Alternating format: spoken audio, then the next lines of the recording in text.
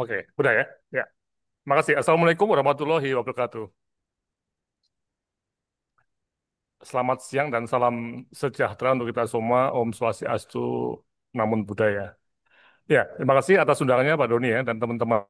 Saya mencoba untuk membahas mengenai tata pamong atau tata kelola, ini ya governance ya untuk pengelolaan makan skala besar yang berbasis pada prinsip zero error ya. Nah, ini sebuah paper yang mungkin refleksi dalam konteks sistem kesehatan ini. Ya, slide berikutnya. Ya, jadi ada tiga hal ya mengenai governance, yang kemudian juga indikator kinerja ini. Jadi em, makan bersama gratis, gratis ini kan satu program pemerintah yang harus punya indikator yang didanai oleh APBD. Jadi logikanya sistem regulasinya itu juga sudah ada ya, dan kita tidak lagi mencari undang-undang atau mencari peraturan lainnya. Semua sudah ada ya. Kemudian nanti kita akan masuk ke kasusnya ini, MBG-nya ini. Ya, ini yang di beberapa tempat mungkin sudah terjadi apa yang kita sebut sebagai hasil atau apa yang tidak kita inginkan ini. Oke. Nah, saya mulai dari governance. Ya, slide berikutnya. Ya, slide. Jadi kalau kita lihat, memang fungsi governance itu betul-betul mencoba untuk meningkatkan kerjasama antar para pelaku eh, kesehatan, konteks kesehatan ya, dan non kesehatan, pemerintah dan swasta. Ini dan juga kelompok usaha dan masyarakat dalam sebuah tujuan bersama. Dan kan dalam konteks di sebuah negara ya, tentunya ada pemimpin pemimpin negara, pemimpin politik atau pemimpin daerah ya, yang mempunyai semacam otoritas untuk melakukan berbagai tindakan termasuk pengawasan dan perizinan ya. Nah, ini yang bersama-sama para pemimpin lainnya itu dipakai untuk buat kebijakan itu lebih baik untuk meningkatkan status kesehatan masyarakat. Ini contohnya. Jadi di dalam sebuah store itu selalu ada aturan ya atau regulasi yang tentunya ada yang menanggung jawab ya. Kalau dalam konteks kesehatan ya tentunya Menteri Kesehatan ya. Kalau di dalam konteks yang terkait dengan berhubungan atau itu Menteri Perhubungan ya. Nah, oke, slide ya. Ya.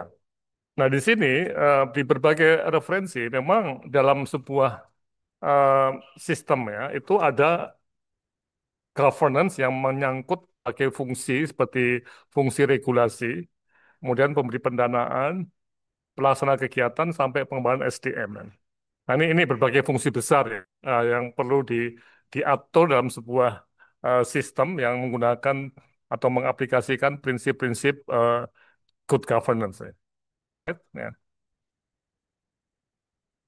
Nah, sekarang yang jadi pertanyaan menarik ya, mengapa kita heboh betul ya nih di sini ya?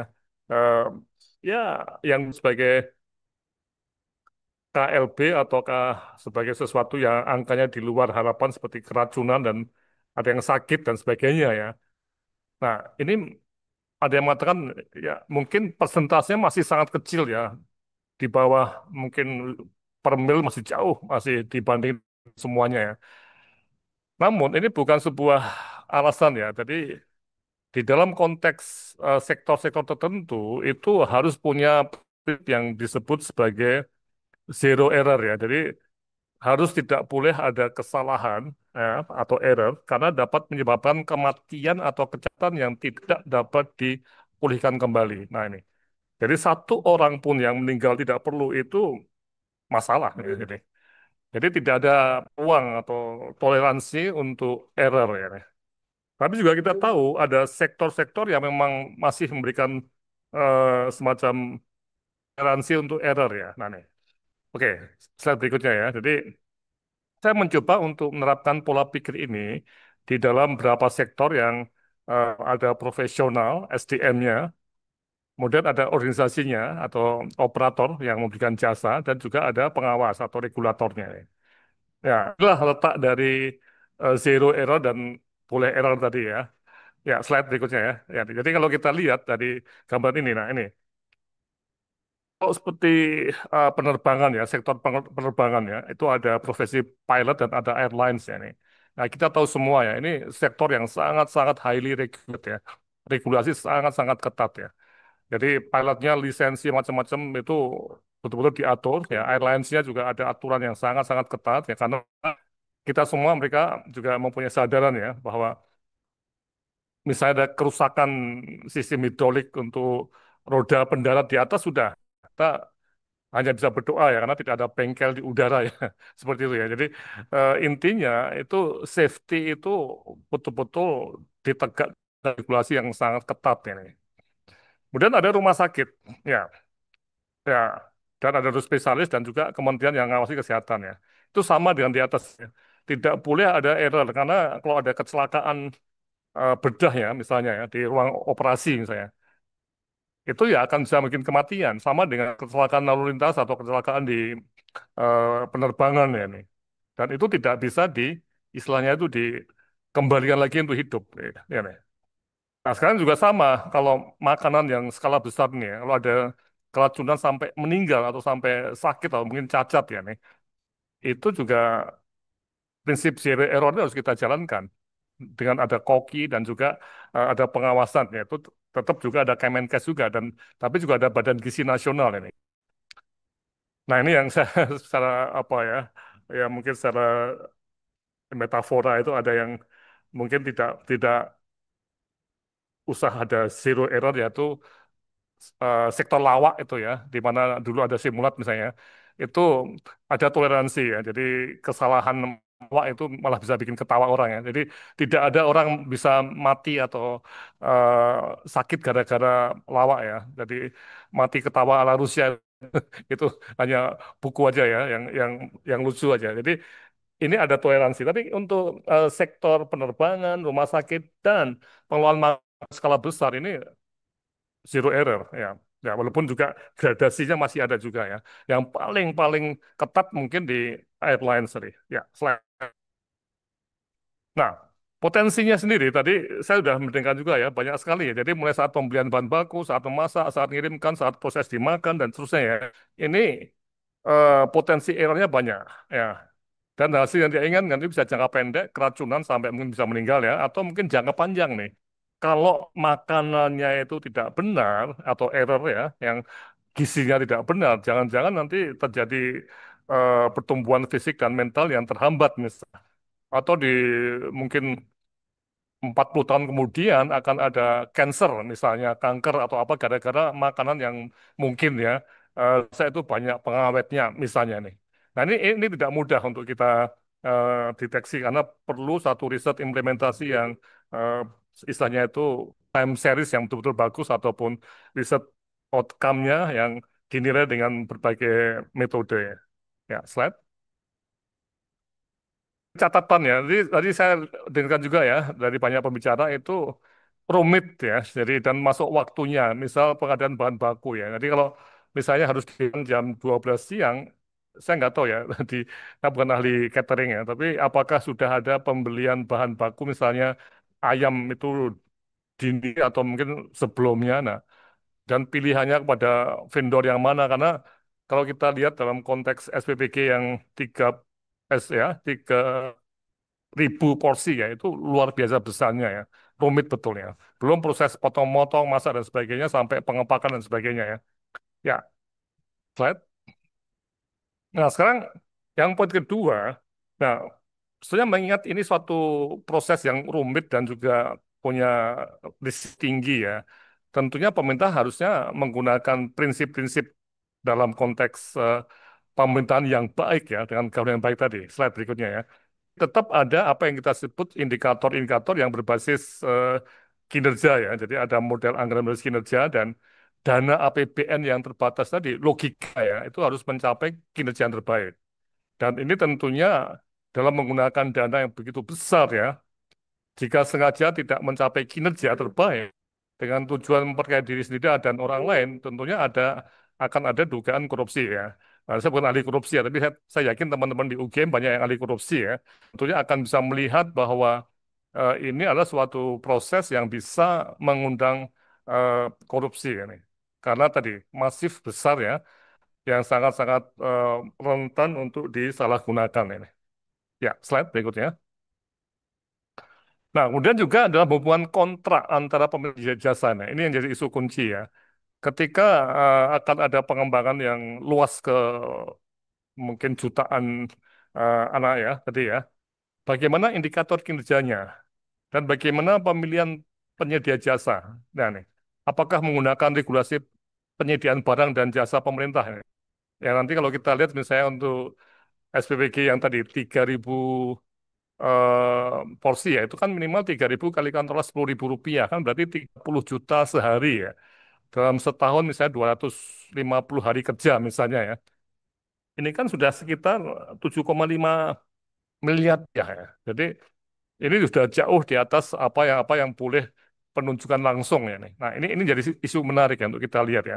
Dan bagaimana pelakuan untuk pengawasannya ini juga menjadi satu hal yang perlu kita eh, cermati ya. Ya, slide. Nah, sekarang terakhir masuk ke kasus makan bersama gratis ini ya. Jadi slide berikutnya ya. Jadi kalau kita lihat SPPG ini kan yang bertanggung jawab ya. Ini sebagai dapurnya atau jantung program MBG ini dari AI ini. Ya nih. Nah, ini juga yang menarik. Klik lagi. Saya belum baca persis ya, tapi klik lagi. Tapi modelnya SPBG itu menurut BGN ya, itu dikelola langsung oleh Badan Riset Nasional atau kerjasama antar instansi. Ya, bentuk kerjasama dan internalnya atau kemitraan swasta menggandeng pihak ketiga seperti yayasan atau CV atau dapur dibuat daerah titik ya nih. Atau SPBG hibrid yang menggunakan fasilitas dapur yang sudah ada di sekolah atau pesantren. Sekali lagi saya belum belum paham betul mengenai, tapi ini beberapa model yang saya baca di beberapa referensi seperti ini ya. Nah, apapun modelnya, ini prinsipnya, apakah terjadi suatu hubungan yang tadi governance-nya, misalnya pemerintah kan pemberi dana BGN, regulatornya Kemenkes ini. SPBG itu apakah dianggap sebagai kontraktor yang ini eh, masyarakat ya, anak-anak sekolah dan masyarakat juga ya. Coba diklik ya. Nah, ini yang jadi satu isu menarik. Klik lagi. Apakah ada hubungan kontraktual di sini antara BGN dengan SPPG ini? Ini perlu kita lihat ya. Slide berikutnya ya. Nah, kemudian kita lihat ekosistemnya sendiri. Itu kan tadi ada SDM ya, ada operator, ada regulator. Ini dan penyandang dana APBN, BGN ya. Nah, nih. Nah, sekarang kalau untuk eh, klik lagi, pertanyaan pentingnya ya. Nah, untuk tadi saya baca dari ibu yang punya catering tadi, ah, rumit betul ya. Apakah ada sertifikasi nggak sih untuk SDM yang bekerja di penyediaan jasa olah makro besar ya? Kalau pilot, dokter itu jelas ada apa training ada sertifikasinya betul ya. Ini. Bahkan di itu untuk penerbangan yang menggunakan pesawat kecil dan besar itu beda-beda ya. Ya, jadi ini ini menjadi satu isu kunci yang menarik. Apakah semua orang boleh menjadi penanggung jawab atau chief chefnya ya, chef dari 3.000 porsi yang dimasak dari proses yang cukup besar tadi ya. Nah, nah ini menjadi pertanyaan ya. Mungkin nanti bisa kita bahas ya, Pak Doni ya. Terus berikutnya, kemudian ada ini dalam hubungan kontraktual tadi ya antara BGN dengan SPPG tadi atau yang lainnya ya. Apakah ada lelang terbuka? Apakah berbasis pengalaman kerja dan kinerja yang jelas? Dan apa saat SPPG tadi? Nah, kemudian apakah undang-undang tentang pengadaan jasa dan tipikor ya, tindak pidana korupsi itu diberlakukan juga dalam kontrak kerja antara BGN dengan SPPG atau penyedia lainnya ya. Jadi ini sebenarnya lagi yang saya kesalahan ya. Saya semua aturan itu ada ya, tapi pertanyaannya apakah akan dipakai nggak? Karena begini ya, kalau kita tidak mempunyai apa yang disebut sebagai aturan dan dalam aturan itu selalu ada ancaman ya.